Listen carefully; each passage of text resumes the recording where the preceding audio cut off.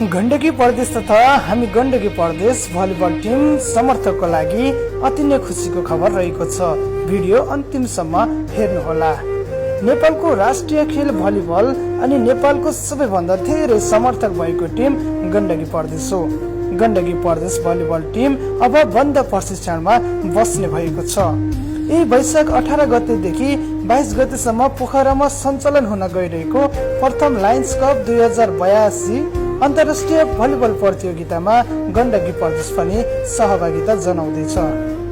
प्रतियोगितामा सहभागी गण्डकी प्रदेश भलिबल टिमका खेलाडीहरूलाई मणिमुकुन्द भलिबल प्रतियोगिता खेल सम्पन्न लगत्तै वैशाख 17 गतेसम्म बन्द प्रशिक्षणमा राख्ने घोषणा भएको छ।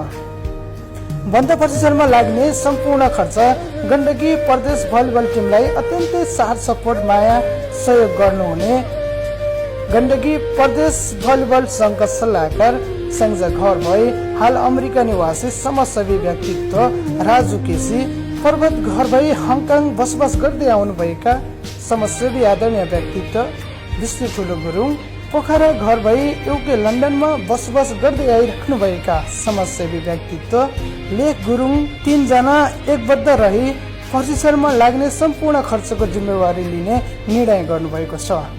यो उत्कृष्ट कार्यको लागि धेरै धेरै धन्यवाद व्यक्त गर्दछु।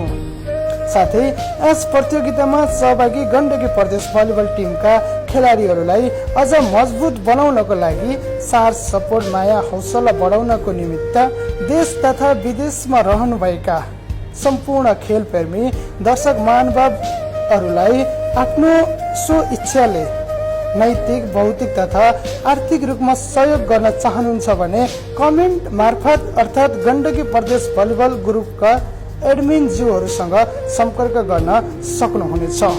मणिमुकुन्द भलिबल क्लबको आज अन्तिम खेल पश्चात यस प्रतियोगितामा सहभागी भएका सम्पूर्ण गण्डकी प्रदेश भलिबल टिमका खेलाडीहरू यसै सूचनालाई आधार मानि कहीँ कतै नगइकन बन्द प्रशिक्षणमा सहभागी भइदिनु हुन हार्दिक अनुरोध गर्दछौँ।